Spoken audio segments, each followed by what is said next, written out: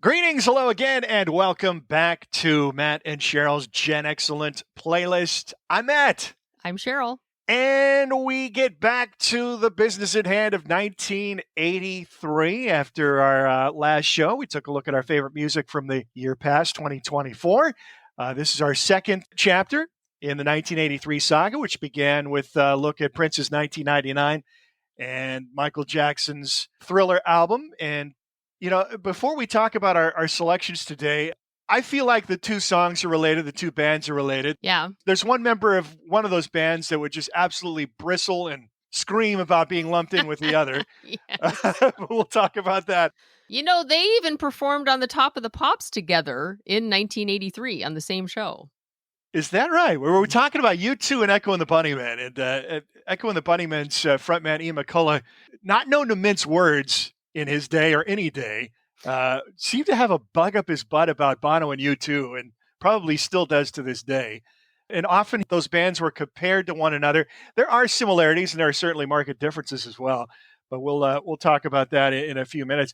Lots of music stuff happening on TV in the last couple of weeks. So cool Saturday Night Live retrospective shows, one focusing on the history of music on SNL over its 50 years, another live concert showcasing some of the acts that have played on the show over the years. Then, of course, the actual anniversary show itself, which had a lot of music in it as well, certainly capped off at the end by your Paul McCartney. And a lot of people are like, Paul doesn't sound too good. I think we've talked about this before with these older rockers like Paul and Roger Daltrey, the vocalists. It takes them a few numbers to get the voice in shape and warmed up. So I just wonder, what do they do to prepare when you're only going on to sing one or two songs? Yeah. What do you do to get your voice ready before you actually go on live? Because it sounds like his voice was not ready. And that's a song that's normally going to be at the end of the show for him. Yes. When the voice is really warm. I think the combination of that and the fact that he did 3 shows prior to that performance at the Bowery Ballroom, 3 nights that week of that show. A lot of these older musicians, when they're touring, they have long stretches in between shows. They're not playing night after night after night after night. And I mean, maybe not long stretches, but at least enough to rest their voices. And the fact that he had played 3 shows, I think really did a number on him. That had to factor into this as well. But, he's like 82 years old. Right. Yeah. Again, like when we're judging the ELO shows, you got to judge based on that fact. Yeah. And I'm glad that they did the whole Abbey Road end bit with the end and then the guitar jam, because he got to rock out on guitar with a couple of his bandmates. He's kept this band together for quite a long time now. That's the same band he's had since like the early 2000s. I know it's Abe Laboriel Jr. on the drums. Mm-hmm. Who are the guitar players? I don't know. I don't know their names or what they're from. I can't remember. They're nobody I recognize, but they have been his steady band for many years now. And through his last resurgence of his career, which has been great. I mean, really, all the albums that he's put out in the 2000s have been really good. So I think that he found a band that really works for him and he's stuck with them. I don't care what Paul does or how he sounds. I just love seeing him. And he had his piano that he used in the 89 tour with all the psychedelic colors. Right. So I think it was a really fun and cool way to end the show. I mean, it was a little cringy, but you can't judge the 82-year-old Paul. And the other thing about it, he's actually singing. Yes. I appreciate that because I've been going down the rabbit hole of this YouTube channel called Wings of Pegasus. And this guy, he's a British musician. He takes the raw vocals and puts them into a program that shows exactly like where the vocal lines go, like visually, and compares them show by show, like let's say Taylor Swift. And it's a little uncanny how they're exactly the same every single time. Exactly the same. And in fact, when he did the Taylor Swift one, it really ruffled, obviously, a lot of Swifties' feathers. Of course. And he got all this backlash about it. And he was like, this is not just, my opinion. This is proof right here. And so he goes through all these different musicians showing this. And the only one that I've seen so far that he's been able to prove is not either, mostly it's using backing tracks. Yeah. Is U2. U2, you can see the differences. You can see that. And usually what's happening too is that they have the actual live vocal on, but then they have backing tracks as well. And the backing tracks are louder than the live vocal. And there's one he does that's just so damning with Roger Waters, his most recent tour Oh with The God. Wall, where he's literally not even at the microphone and you're hearing his voice and you're like, wait a minute, what just happened? Why is he singing and he's not even standing up at the microphone? I mean, the conclusion that he's come to is every band uses backing tracks. Every new pop band, especially, uses autotune in the studio. And a lot of people are using autotune after the fact. Like if they put out a performance on TV and you see it on television, they're auto-tuning that after the fact. And that's the audio you're hearing, not the live audio. Discerning ears can usually tell if that sort of trickery is being used. I mean, the technology is getting better and better, so it's not always obvious. Actually, a performance that was on both the live concert show and the retrospective anniversary show was the duo of Brittany Howard and Miley Cyrus. Mm-hmm. I don't think Miley Cyrus is using a lot of digital. She's singing pretty naturally, and she's got that strong, deep voice, but I don't think that was a pairing that puts her in a very good light because she was always going to be blown away by Brittany Howard. It's just a force of nature. Also, I thought Brittany Howard just didn't really add a lot to that performance No. anyway. It was kind of underwhelming. A lot of it was very underwhelming to me. For the live show, they're doing songs that they would have done when they were on the show. Yeah. Like Brandy Carlisle did The Joke. Oh, God, she knocked it out of the park, and I love too. that song so knocked much. it out of the park. Yeah. Always an amazing performance. Yeah, serious vocal chops. Oh, she is the most incredible vocalist. Incredible. And that And a great I thought songwriter, was too. exciting to me because I was not realizing, oh yeah, they are doing songs they would have done back in the day when they were on SNL. So I thought it was great that she did that song.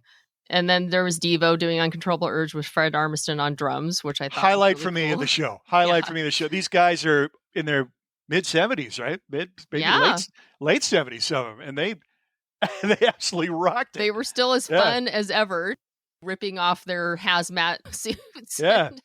I mean, not just musically tight, but choreography as well. I mean, they did their little dance. Big part of it. Big Yeah. part of it with them. Yeah. Yeah, that was super fun.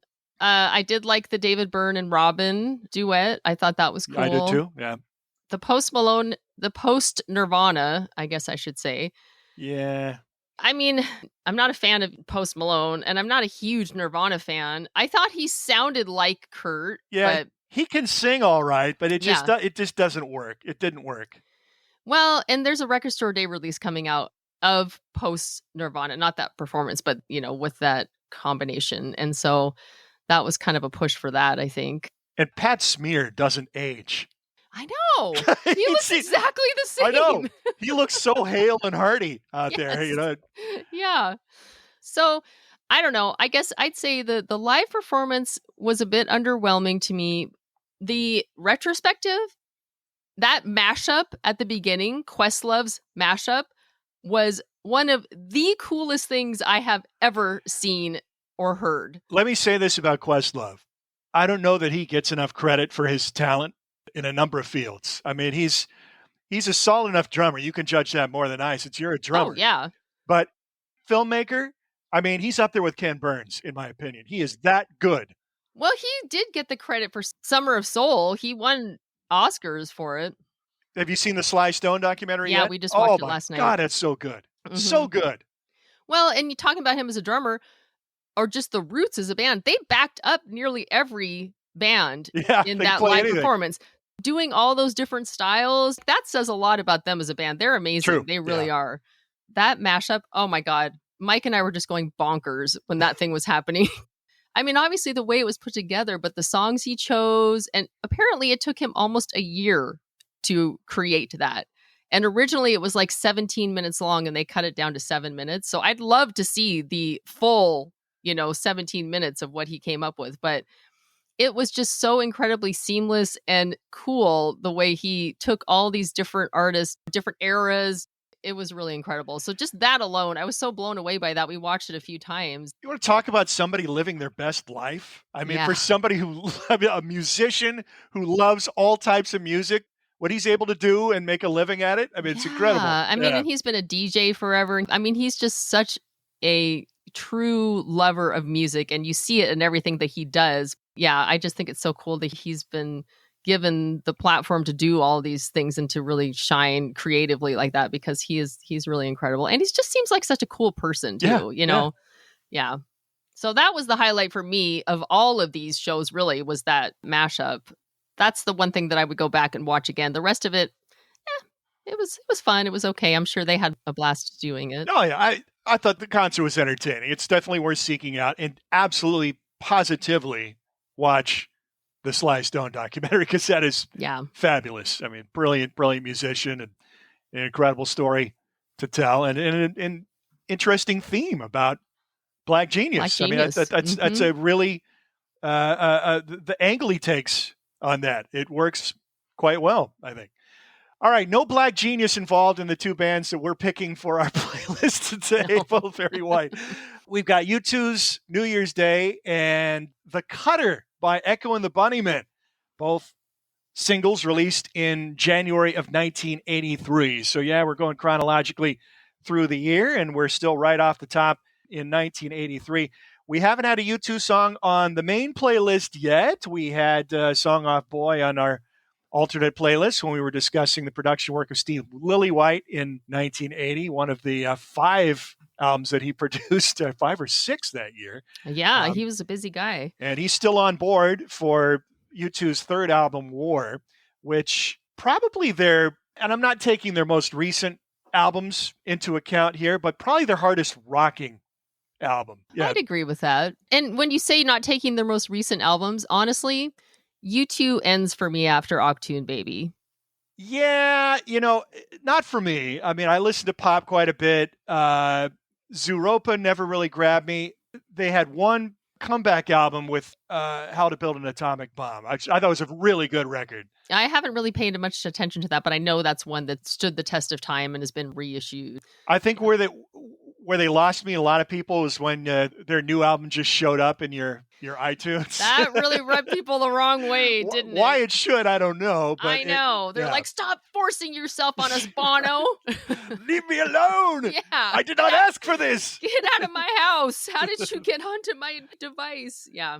But yeah, All That You Can't Leave Behind, that was a big hit record. A lot of popular singles off that. That's the one that has Beautiful Day, right? Yeah, and I love Vertigo. That's a great single. Yeah. But I never lived with that album. I didn't listen to it. I mean, really not. No. I just haven't listened to a lot to their albums much. No, I haven't either.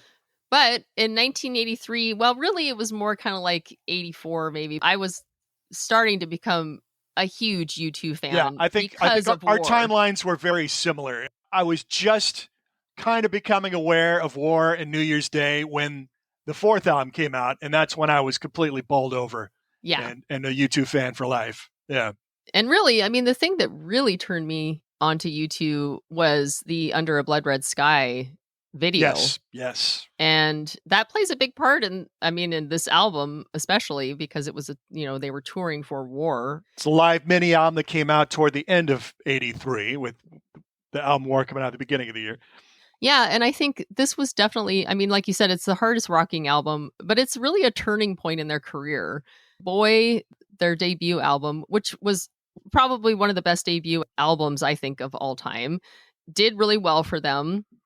They started to gain popularity in the US and, not just in Ireland or the UK. And they were touring in America at that time. And then October came out, and, October was just not as well received. It has some really great songs on it, but it's just not as well fleshed out as Boy. It just feels a bit rushed and just not as cohesive. It drifts a bit at times. Its best songs are up there with their best songs on other albums, but as a whole, not as strong as the preceding or following album. Yeah, it's that sort of sophomore slump album that happens a lot of times. And for the band, they were kind of at this crossroads. They're Irish, obviously. Religion has always played a really big part in their lives, and particularly Bono and The Edge and Larry Mullen. And the three of them kind of started to be pulled more to religion after October. And Adam Clayton was the one that was kind of like, that wasn't his scene. He had no, connection with that really. And him and their manager, Paul McGuinness, it kind of became this divide between Adam and Paul and the rest of the band. Bono and The Edge talk about this, where The Edge especially was really having a hard time trying to justify what they were doing as a band and whether or not it was important. Because they were still very ensconced in religion and feeling like that was the most important thing, they felt like they really hadn't found their voice yet. And, a lot of the songs on Boy and October do have a religious bent to them. I Will Follow, Gloria. But they were kind of pulling away from that, but also feeling like they needed to have some kind of a cohesive message that felt important. The song that I'm choosing for this album is New Year's Day. So actually, New Year's Day came about because Bono had just married his wife, Allie. They're still married 40 years later. And they went on their honeymoon, and he started writing the song on their honeymoon and writing it about his wife. At the same time, The Edge is home. So they're on their honeymoon in Jamaica. The Edge is at home in Ireland writing Sunday Bloody Sunday, which is the turning point in their career, that single. It's the first single off War. So The Edge is back home writing this very political and important song written about the Troubles in Ireland. And New Year's Day, which was inspired by the Polish Solidarity movement, also has a political bent to it. But really, it's more of a love song. Once they started to kind of turn their focus more on political situations and very serious topics, it changed the band. It also kind of, like you were saying about them becoming more rock, I think the delivery of these songs comes across, with the subject matter. That's kind of a paradox, too, when you think about Americans aren't particularly politically involved, certainly in world affairs.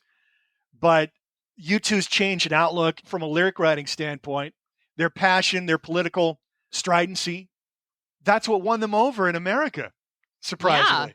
Yeah. Instead of just being a straight, rockin' band with, kind of coming out of the new wave scene. Yeah. That's when things turned for them in America. Of course, the Live Aid performance put them over the top too. That's a couple of years down the road. That's a couple of years down the road, but I think that started with the Under a Blood Red Sky video, which is, like I said, that's what really turned me into a fan, because when you see this band perform live, you see the conviction, you see the passion. Yes. They were known to be one of the greatest live bands and still are. One of the images that you see on Under a Blood Red Sky too is the white flag. Mm-hmm. And you see that in all the graphics. Bono brings it out at the shows, and people would throw the Irish flag up on the stage, and he was dismantling it and reducing it down to just the white portion of the flag. They did not want to choose sides. Right. They just wanted to call attention to the issues. And even when they do Sunday Bloody Sunday on Under a Blood Red Sky, and probably most performances they do it, Bono comes out and says, this is not a rebel song. This is Sunday Bloody Sunday. Bloody Sunday. Yeah, so they were definitely sending a message, but the message was peace. New Year's Day probably is my favorite song on the album. But there's a couple of things that are happening in this that are different than what they've been doing in the past. You still have the piano that Edge, October has piano. Mm-hmm. And in fact, the song October is just piano. And that's one of the things I love about Under a Blood Red Sky is they start with the song October and then they lead right into New Year's Day. Well, the hook is the piano on New Year's Day. Yeah. And it's really cool to see the Edge playing the piano with the guitar, strapped around him. And then he just steps back and starts playing the guitar riff. So you have that piano that's basically the riff running through the song, and the bass. Adam Clayton is one of those bass players that you don't really think about him very much. He's sort of in the shadows. He's sort of one of those guys that he doesn't stand out. Yeah. But I think he does drive a lot of their songs. This is definitely one of them where it's a simple bass line. Yeah. But it is the thing that drives this song. He and Larry Mullen Jr. as a rhythm section are probably really underrated. Adam Clayton more so than Larry Mullen Jr. I mean, Mullen Jr.'s drums was what made U2 stand out, I think. Among other new wave rock bands was that Marshall drumming style and the power behind it. And definitely like Sunday Bloody Sunday, that drum riff is very well known. Yeah. Yeah, it's a great one. And it starts the song. And the drums are very well recorded. They're very prominent on War, especially. Yeah, and that's thanks to Steve Lillywhite. Right. And this is where U2 has a leg up on Echo and the Bunnymen. We'll talk about that in a minute. But the way they were recorded was much, much better. And on this album, Steve Lillywhite had Larry play to a click track, which he had not done before. And that also is really what gives you that more militant, right on the beat feel that they didn't have as much in the past. I mean, Larry had played in like the post office band, doing marching band type stuff when he was growing up. So he has that background. And he's also a very just straightforward drummer. Like he doesn't play a lot of fills, but he's not flashy. Yeah, his style, his sound is elemental. I mean, it's absolutely part of U2's DNA for me. Yeah. And probably my favorite band of this whole era, but I never did get to see them live. And I was really strongly considering ponying up to go see them at the Sphere in Las Vegas. But just the fact that Larry wasn't drumming was a deal breaker because the tickets were so expensive. Well, he's kind of like Charlie Watts, he's solid as a rock. Yeah. And he does have a distinct sound. It's just that it's more of a consistent sound. And if you took that away, it would definitely be missed. This album, I think, particularly stands out even more. And part of it, like you said, too, is because of the way it's recorded and the drums are really like just high in the mix and, right in your face. But this song, you've got that very consistent. It's not as militant as Sunday Bloody Sunday, but it's a solid backbone. You've got that really consistent, solid bass line that just runs through the whole song. And then you've got Edge playing the piano, which is that really cool riff. It's very simple. It's like one finger piano, but it's such a cool riff. Yeah, that and the Clayton bass. The more I think about it, that is an iconic bass line. Yeah. And it really hooked in with that piano riff. That's the hook. That's the hook. Intertwining of those two parts. Yeah. And the guitar is really just kind of like this machine gun swirly, like checka, checka, checka, checka sort of guitar that goes through it. This is the album, I think, where Edge becomes a guitar hero. I mean, I think those in the know realized how unique he was on the preceding albums. But you listen to this record, I mean, all kinds of different playing on, and a lot of experimentation with harmonics too. About half the songs, he's really playing around with guitar harmonics. Yeah, well, I think that he starts to get more into that sort of echoey, soundscapey kind of guitar sound that is his signature as they go on. He could play heavy too. They don't do it a lot, but that's kind of what got them a foothold, I think, early on FM rock stations was they could play heavy. Yeah, I would consider them a rock band more than they're not like a new wave band. They're not, they're definitely a lot of more muscle. in the rock band. Yeah. And New Year's Day has an iconic guitar solo too. I mean, it's pretty simple, but I'm sure that most people that are U2 fans know that solo. He doesn't always do guitar solos. Like that's not something that he's really necessarily known for. He's known for kind of the whole overall feel of his guitar, not just like soloing. And that's what separated the new wave rock bands like U2, like Echo and the Bunnymen, Susie and the Banshees. These are rock bands. They rock, okay? They're not fey pop bands, but the guitar work is what sets it apart from mainstream rock, at least as far as American FM radio is concerned.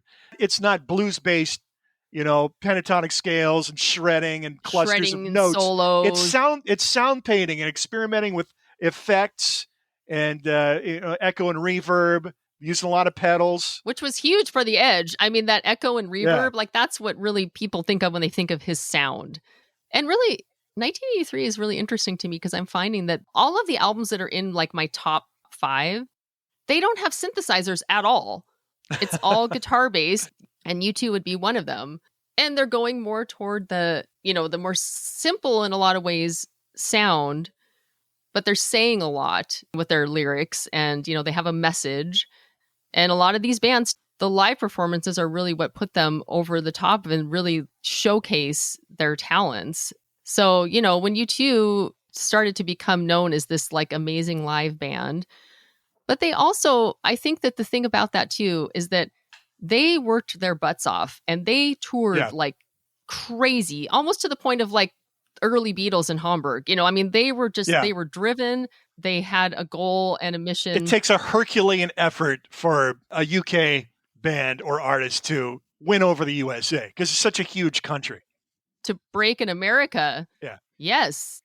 And we've talked about it numerous times on the show that, you know, you've got your national charts, your Billboard Hot 100, but that's a compilation of all these different media markets.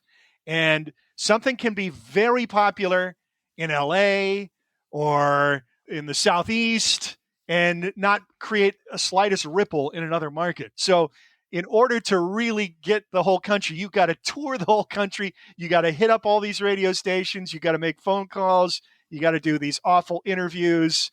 You got to do all this publicity. And it is a slog. It is hard work. Well, and so now let's go to Bono. One of the things about Bono's vocals, he sings right at the edge of his range. And it really conveys that passion that comes across in his vocals because he doesn't have a technically amazing voice or anything like that as far as like hitting the notes, but he has feeling, emotion, and passion behind his vocals. He's just always singing right at the edge. He makes it there, but he's working really hard to get there. It's not, he it doesn't pushes feel his voice natural. Yeah, he pushes it. And I think a lot of that came from performing, you know, from performing live. And he was really influenced by Springsteen. They watched how Springsteen laid it all out on the line. And like that was more who they were looking for as guidance, like in their live show, than a lot of the current bands coming up. A great example of a vocalist getting the most from the least is Bruce Springsteen. Yes. By no definition is he a great vocalist. I mean, it's in terms of tone and range and power and versatility, but it's a great example. It's a good example to follow. Yeah. Like think of Born to Run. Yeah. It's almost like they're screaming it, you know, but it still sounds melodic. Bono does the same thing. I think that it pushes it to a point where you can really feel it. Like it just, it adds so much more feeling to it. He definitely has vocal power. That's something he does not lack is vocal power. Yeah. And I would take that any day over a perfect vocal that is pitch perfect, which kind of goes back to that whole thing about people that are manipulating their vocals to make it sound perfect. U2 is one of the bands that does not do that to this day because they know that what is more important in that performance is what they are actually feeling, their emotion, they're feeling behind it, that they're bringing and conveying to the audience, and the audience can feel it too. They've done that from the beginning and they still do it now, which I totally respect them for that. Even if they hit a bum note every once in a while, who cares, you know? So I think this album too is the album where Bono really found his voice and found that he could deliver a message, both lyrically and performance, that really hit people, you know, in the head and the heart, which is why I think it was a big turning point for them. Yeah. It's not their greatest album, but possibly their greatest album up to that point. It's between that and Boy. It's a tough call. I mean, they're so young on Boy and they're gaining power. I think that War is a better recording. It's a better sounding record, particularly in the drum sound that Steve Lillywhite got, but also the edge. A lot of power in those guitars and so many different sounds and the playing around with harmonics. And then things would take a real interesting left turn on their next record, which is the one that floored me and made me a U2 fan for life. It is still my favorite. Yeah, actually, I agree with that. I think The Unforgettable Fire is one of those albums that it's the thing that turned you into a huge fan or really drew you in, or you just don't really get it and it doesn't resonate as much because of the Brian Eno connection. But for me, that was really where they hit the high point for me on that album. But War is what drew me in, and their performance on Under a Blood Red Sky. And, you know, I mean, that was recorded at Red Rocks, which is such a cool setting. Yeah. It's pouring down rain. There's all this like fog in the air mist, and it mist in the air. And it was actually, they were going to scrap the performance because of the rain, but they had already set up and put all this money into recording. You can't really tell on the video because they frame it in a way that doesn't look this way, but only like a third of the place is full. Oh, is that right? Yeah.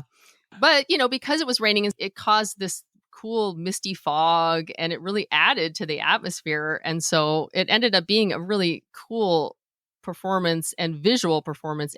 But that was one of the things that really broke them too. Yeah. New Year's Day starting to gain steam, although it was never a hit in the United States. It did get radio airplay on rock radio. Yeah. And which, they gained a foothold early on FM radio. The programmers hadn't departed them. So New Year's Day starting to get a little more airplay. The visual element with the Live at Red Rocks video, and then the mini album that came out at the end of the year, and then the Pride single. And then all of a sudden, boom, they're off into the stratosphere and become one of the biggest rock bands of the era. And the video for New Year's Day was played a lot on MTV too. They're out in the snow. So many similarities now between U2 and the Bunnymen. So we can see why they get lumped together, particularly these albums, the visuals with the snow. The ice, the snow. Right. Yeah. Mm-hmm. So let's pivot over to Echo and the Bunnymen. Well, let's talk about the similarities. Now, you talked about Adam Clayton not exactly fitting in with the worldview of the rest of the group.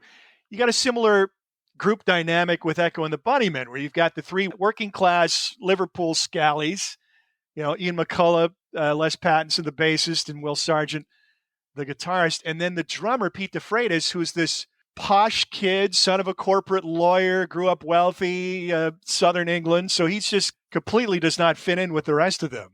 Mm-hmm. But each of these guys is absolutely very important to the sound of the group, each guy. Particularly Pete DeFreitas, because he is just an absolutely relentless, powerful, pounding drummer. Such a great drummer. Incredible endurance this guy had. Yeah. So you've got each band's third album coming out in 1983, Echo and the Bunnymen, Porcupine. There's that cold visual aesthetic there with the cover shot in Iceland, a frozen waterfall, and just kind of exemplifies the cold and bleak nature of a lot of the music on the record. And then Porcupine's a clever title because it's a prickly album. It's not easy to get into. It really isn't. It's not immediate at all. And also similar in that both bands' debut albums are incredible, two of the greatest debut albums ever. Then they kind of have that sophomore slump with their second album. Doesn't quite have the impact. I'm not prepared to say that yet about Echo. I just don't. I haven't lived with Heaven Up Here enough. I've barely listened to it. So I know that it has its adherence. Definitely. Yeah, I think just in the same way October does. But it's not immediate. It doesn't grab you like Crocodiles does. Well, it didn't have a single. Yeah. Yep. And honestly, the two singles on Porcupine, which are both absolute killers. Yeah. I mean, they're just Back of Love could be their best song. I mean, a lot of people are going to stump for The Killing Moon. The Back of Love is just this incredibly intense rocking song. And I was thinking, man, why didn't we have that on the playlist for 82? But I don't think it would work on the playlist. It's just too intense. It's an unusual song too. Yes, it's very intense. It's almost unsettlingly so. Yeah. It kind of reminds me of Love 7 and 7 Is, which is the relentless tempo of it. But then the shifts in mood as well. I mean, just when you think you're kind of getting a feel when you for get the in song, the groove, it takes a left turn, and it has all these different sections. And it has that weird Shankar's, there's discordant solo strings. Yeah, I mean, it's very discordant. It's really incredible. It's incredible to think that was kind of their breakthrough single in England. It was their first top 20 hit in England. Yeah. And that's really a big stepping stone for them becoming a commercial hit act, although they'd sold records. I mean, Crocodiles got great reviews and they were selling, but they hadn't had a hit single yet until The Back of Love. And The Back of Love comes out well in advance of the Porcupine album. It came out about midway through 82, June of 82. The Porcupine album doesn't come out until 83. So, Crocodiles, they're very young when Crocodiles comes out. They're just a band in their infancy. They're still kind of learning their instruments. They would become this live powerhouse in short order. But even when they really couldn't play, they had the dynamics. They had the drama that made them a compelling live act. But then they got really good really fast. And by 83, I think this is when they peaked as a live act. I mean, they were just incredible on stage. Super tight. The pace is usually kicked further up than the albums. And honestly, We talk about War being a good sound, and U2 had the good fortune to get linked with Steve Lillywhite on those first 3 LP, and then they had great producers after that too with Lanois and Eno. I don't want to go as far as to say that the albums do Echo and the Bunnymen a disservice, but I just think of what could have been had they been connected with a different producer like Steve Lillywhite or somebody, because the albums aren't sonic marvels by any stretch of the imagination. You compare the drum sound on War to the drum sound on Porcupine, and War just kicks the crap out of it. War is so crisp, and Porcupine has that muddled kind of feel to it. You're getting into that dangerous 80s sounding drums, just the digital splat of the snare drum. Yeah. Which is why, I'm constantly singing the praises of the standout records from this area that did get good, like the Police records. The drum sound is impeccable. Crisp, clear, punchy. Yeah. But Echo and the Bunnymen, Ian Brody produced the first album, Crocodiles, and then they work with Hugh Jones on the second album, Heaven Up Here, and then back to Ian Brody for Porcupine. The production is really cool in a lot of ways, but sonically, as far as the sound of the drums, just the sonic clarity, it's not up to the level of U2's records.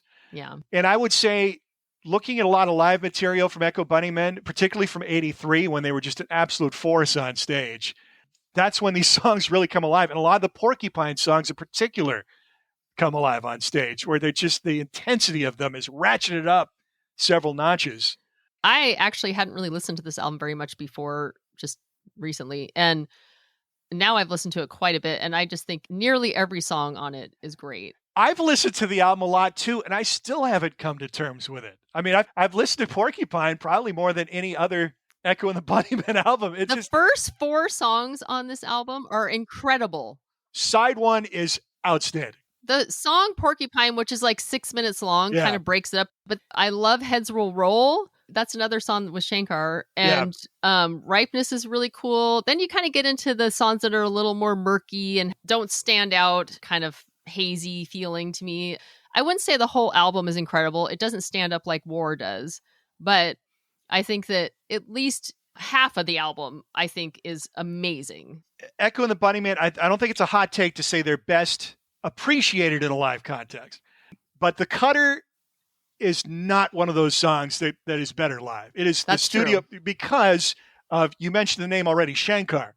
Mm-hmm. So El Shankar, I don't remember the guy's full name, but he's an Indian kind of classical string musician, but did a lot of session work. And they called him in specifically to, you mentioned those shrieking discordant strings on The Back of Love. That was his work. So the album that came out in 81, Heaven Up Here, by all accounts was a breeze to produce. The band was getting along. It was a positive experience. Their first 3 albums were all recorded in Rockfield in Wales, a residential studio, pretty famous residential studio. By Porcupine, they're struggling. There's tension within the band. They're not getting along very well. Producing this record was laborious. The original album that they turned into their record company, Korova, which is a subsidiary of Sire Records, said, nah, not going to make it. Needs more work. They brought Shankar back in to add to his strings to something. And thank goodness they did, because the string intro to Cutter, and you're roped in immediately. Oh, I love it so much. Da, da, da, da, da, da, da. It's just this vaguely Eastern mystical kind of between the notes sounding. It sounds kind of otherworldly. It doesn't sound. It's not just a straight violin. It's electronically treated. Well, he created this electronic violin. He invented that it's like a double violin. And so it does have a different sound to it that you don't hear really anywhere else. So yeah, it's very unique. But that immediately grabs the attention. It's the first song on the record, side 1, track 1. Now, what is The Cutter about? Frankly, what are any of Ian McCulloch's songs about? He's a fascinating character, this guy.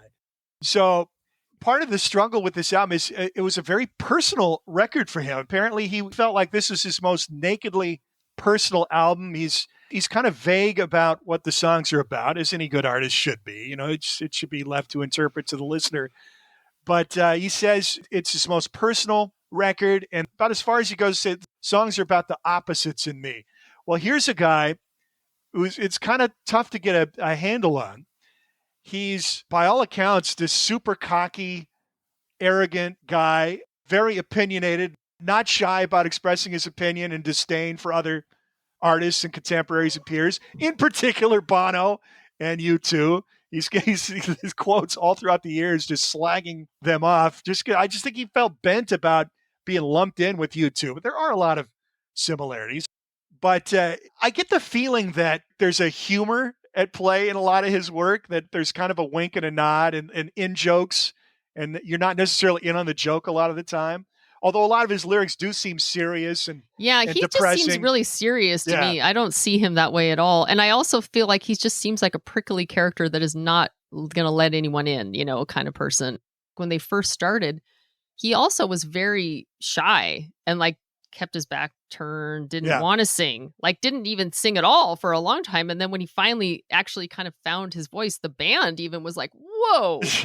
And then again, you're looking at the opposites. I mean, his outwardly cocky, abrasive attitude is clearly a front for what is, essentially an introspective, shy, contemplative person. Mm-hmm.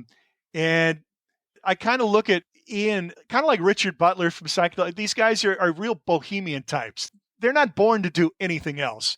And there's a great quote, one of many great quotes from Ian McCullough, where somebody referenced his career in music. And this is early on. Well, what'll this do for your career? Or how's, and just the word career sets him off. And he's like, career, that's like for people who have jobs. With the disdain in his voice when he says people who have jobs, like, I'm never going to have a job. It's like, what would I do? And I don't think he's cut out to do anything else except be an artist. Yeah. And he's a hell of a singer. I mean, he's a really great vocalist. I love his voice so much. He's one of my favorite singers, really. I mean, he's kind of got that Jim Morrison vibe. Yeah, he's a crooner in the Jim Morrison mold. Yeah, and they're from Liverpool, and they were part of that whole Liverpool scene in the early 80s, the New Mercy beat. And it's interesting because, like Julian Cope, for example, a lot of these guys have a similar vocal sound and style. They've got that kind of deep voice. I mean, there's several bands that came up during this time from Liverpool. The most known is probably Julian Cope and Teardrop Explodes, but there's others too that it's really interesting to me to listen to this vocal style. It's like, how come they all sound so similar? But he is definitely one of my favorite vocalists. Yeah. Edwin Collins, Orange Juice, around at the same time. They're similar, low, baritone singer. So again, the Cutter, what is it about? There's websites where people discuss what they think the meanings of songs are. And there's some really interesting posts about the Cutter on one of these websites. One guy theorizes it's about circumcision, which I found pretty entertaining. Well, a lot of their songs have interesting structures. It's not typical verse, chorus, verse structure. There's bridges, and then there's multiple choruses. There's different choral sections that don't share similarities to the earlier one. So this is one of those particular. So when it gets into the happy loss part, will I still recoil when the skin is lost? Oh. Cutter, spare us the Cutter. Yeah, okay. I never looked up the lyrics until we were getting ready to do it. And for the longest time, I didn't realize he was singing "Couldn't Cut the Mustard." I thought I thought it was kind of like a clever comment about the music making process, the technical aspect. I couldn't cut the master.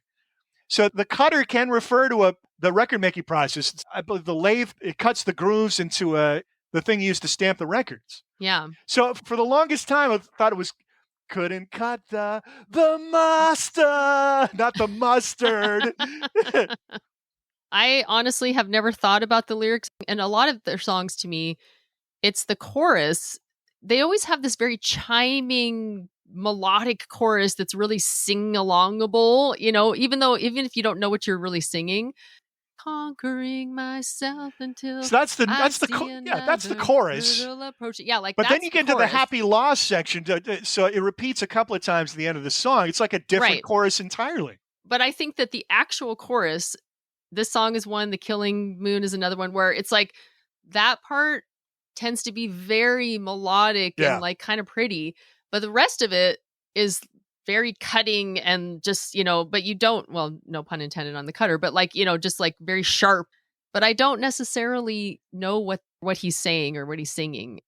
No, I think a lot of his lyrics are inscrutable, but he's a Yeah. fascinating lyricist because I think it's kind of in the Lennon school of surreal. And he's a fan of puns. There's a lot of Mhm. wordplay, and there's humor lurking in there. I think they're perceived as this kind of dour, serious goth band, and there's been debate. I believe there's a strong goth element to their music, particularly this record. This record, Yeah, yes. In very fact, it goth. gets a lot into the Cure realm to me on this record. Yeah. But just because they're capable of producing these great melodic singles doesn't mean that Mhm. there isn't a strong gothic element to their work. And I don't think there's any dispute about it. I think they and Susie and the Banshees definitely share. There's a darkness there, for sure. Yeah. Yeah. And I also think that's kind of where his vocals, like the Jim Morrison connection too. Like there's an underlying darkness that you feel. Whether or not the song sounds that way, his vocals always come across that way to me. So you've got these two incredible singles kicking off this record. And then the rest of it, it really demands focused listen. It's just not an album you can appreciate listening to passively. No. Because there's not a lot of melodic variance in the rest of the record, but there's a lot going on in the music. Mhm. Um, and even though songs do sound bleak and sometimes atonal, there are melodic bits to them. And a lot of their songs turn on a dime. These guys were really incredible musicians. Will Sargent, I think, is probably one of the more underrated of these new wave guitar Mhm. hero types. I mean, people cite The Edge or John McGeoff of Magazine and Susie and the Banshees and these other kind of new style, new wave sound painters. But Will Sargent really was doing a lot of interesting work on these Echo and the Bunnymen albums and really unique sounding. Yeah, I think the guitar is kind of, it's not in the forefront. You have little, like in the Cutter, you have the little, like little stabs that come through, but like there's no guitar solo. There's no, it feels like No. it's in the background. And the bass line in this song is so similar to New Year's Day. I mean, it really is the same kind of just driving, simple, but the bigger difference here, I think, between the two songs is the drums. Yeah. It's really the rhythm section that's relentless in this group. And that's where you really see it live. Les Pattinson's repetitive bass lines, but Mhm. very propulsive. And then DeFreitas just pounds the holy hell out of his drums from start to finish. He plays the toms more. He gets that more tribal sound. Larry Mullen rarely plays toms. I mean, he's very hi-hat and snare heavy, whereas Pete DeFreitas is much more of that tribal sound. And in fact, in 1982 was the first year that WOMAD was started by Peter Gabriel and, the World of Music and Dance. And the drummers of Burundi were a big part of that. And they actually came on stage and played with Echo and the Bunnymen during their performance. And I was like, oh yeah, that totally makes sense because they have that drum sound that really fits with that. And he was a big fan of Budgie, the drummer for Susie and the Banshees. Yes. Who's another real tom-heavy drummer. But, Echo and the Bunnymen, the three singles around this album are all playlist-worthy tracks. I mean, you've got Back of Love, which was actually an 82 single. You've got The Cutter, which we're putting on the playlist in January. And then later in the year, non-LP single comes out, Never Stop, which is another really good record. Totally different feel. I don't think I know that song. You never had the Songs to Learn and Sing album? I had Crocodiles and Ocean Rain and the self-titled one from 87, but I don't think I ever had the collection. The new song from Songs to Learn and Sing, which was a hit for them, was Bring on the Dancing Horses. Yeah. And it was in one of the John Hughes movies, which is so different, for them. It's so just kind of poppy. It's kind of like the same way that OMD became very pop in like 85 and started having songs and soundtracks. I think the argument with Echo and the Bunnymen, and there's still an ongoing proposition. It's Ian McCullough and Will Sargent and whoever else is playing with them. Well, Pete DeFreitas died in a motorcycle accident in 1989. Right, but the core Echo and the Bunnymen is either the first four or the first five records. Some people say, nah, after Ocean Rain, it's totally different. Now, Pete DeFreitas does play on the self-titled album. Yeah. And for a lot of American listeners, that might be their favorite because that was their biggest commercial Looks like breakthrough. Sugar was a big hit. Yeah. Mm-hmm. Not a huge hit, but it was like an MTV. In America, it's the biggest hit they had. Yeah. But the vibe of it is quite different from the preceding four albums. And Pete DeFreitas at that point wasn't actually even a full-fledged member of the band. He had left the group and kind of came back, but he wasn't He had really. substance abuse They all, issues, I and think they kind of like, I think they were all hitting the drugs a bit yeah, during the but I whole think they run. pushed him out because Yeah. of that.